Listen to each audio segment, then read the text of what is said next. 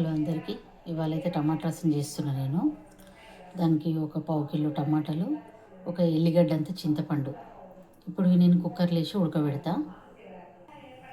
కుక్కర్లో తీసేసిన, ఒక గ్లాస్ వాటర్ పోస్తున్నా. ఇప్పుడు లిడ్ పెట్టేసిస్తా. ఉడికిన తర్వాత దీని ప్రాసెస్ ఏందో చూద్దాం.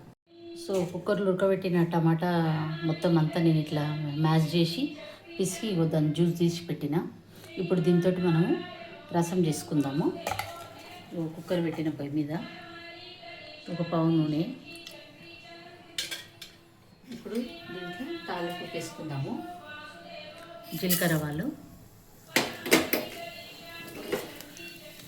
రెండు మిరపకాయలు. నూనె తక్కువనే పడుతుంది, ఎందుకంటే పావు కిలో టమాటాలే కదా, నూనె తక్కువనే పడుతుంది. ఇవి ఎర్రగా కానీ ఇవి ఎర్రగా అయిన తర్వాత ఇవి తాలింపు దినుసులు. ఇది మిరియాల పొడి, ధనియాల పొడి, జీలకర్ర పొడి, ఎల్లిపాయలు దొడ్డుబొడ్డు దంచి పెట్టుకున్న. ఇది ఎసరు మసలేటప్పుడు వేయాలి. ఉప్పు, కారం, పసుపు. ఓకేనా. ఇప్పుడు ఈ తాలింపు దినుసులు వేస్తాం. ఈ తాలింపు దినుసులు అయితే వేసేసిన, ఇవన్నీ ఎగిపోయినాయి. ఇప్పుడు మనము ఉప్పు, కారము, పసుపు వేసుకున్నాము.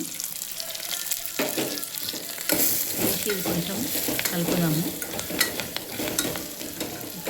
సో ఎక్కువసేపు ఉంచొద్దు, ఎందుకంటే కారం మాడిపోతుంది. ఇమ్మీడియట్ దీంట్లో నేను తీసుకొచ్చిన టమాటా రసం పోస్తున్నా.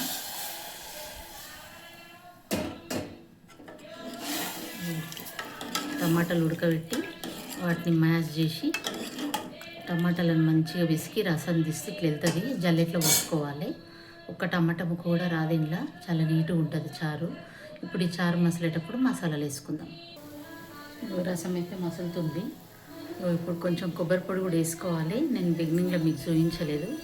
కొంచెం కొబ్బరి పొడి, ఇవే జీలకర్ర, ధనియాలు, మిరియాలు, వెల్లిపాయలు.